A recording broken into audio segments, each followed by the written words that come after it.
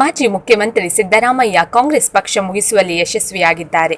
ಅವರ ಕೊನೆಯ ಆಸೆ ಏನು ಎಂಬುದು ಗೊತ್ತಿಲ್ಲ ಎಂದು ಕೇಂದ್ರ ಸಚಿವ ಡಿ.ವಿ. ಸದಾನಂದ ಗೌಡ ಲೇವಡಿ ಮಾಡಿದ್ದಾರೆ. ಮಂಗಳೂರಿನ ಸುದ್ದಿಗಾರರೊಂದಿಗೆ ಮಾತನಾಡಿದ ಡಿ.ವಿ. ಸದಾನಂದ ಗೌಡ, ರಾಜ್ಯದಲ್ಲಿ ಮಧ್ಯಂತರ ಚುನಾವಣೆ ನಡೆಯಲಿದೆ ಎಂಬ ಸಿದ್ದರಾಮಯ್ಯನವರ ಹೇಳಿಕೆ ಕುರಿತು ಪ್ರತಿಕ್ರಿಯಿಸಿದ ಸದಾನಂದ ಗೌಡ, ಸಿದ್ದರಾಮಯ್ಯನವರಿಗೆ ರಾತ್ರಿ ನಿದ್ರೆ ಬೀಳುವುದಿಲ್ಲ, ಹಗಲು ನಿದ್ರೆ ಮಾಡುತ್ತಾರೆ. ಈಗಾಗಲೇ ಕಾಂಗ್ರೆಸ್ ಪಕ್ಷ ಮುಳುಗುವಲ್ಲಿ ಯಶಸ್ವಿ ಆಗಿದ್ದಾರೆ. ಇನ್ನು ಅವರ ಕೊನೆಯ ಆಸೆ ಏನು ಎಂಬುದು ಗೊತ್ತಿಲ್ಲ. ಕೆಲವರು ಕೆಲವು ದಿನಗಳಲ್ಲಿ ಏನೇನು ಆಸೆ ಹೊಂದುತ್ತಾರೆ ಎಂದು ಹೇಳಿದರು. ಹಗಲು ಕನಸು ಕಾಣುವಂಥದ್ದು ಜಾಸ್ತಿ ಆಗಿದೆ. ಸಿದ್ದರಾಮಯ್ಯರಿಗೆ ಈಗ ರಾತ್ರಿ ನಿದ್ರೆ ಬೀಳುವುದಿಲ್ಲ, ಹಗಲು ನಿದ್ರೆ ಬೀಳ್ತದೆ, ಹಾಗಾಗಿ ಒಂದು ಕನಸು ಬೀಳ್ತದೆ ಅಷ್ಟೇ.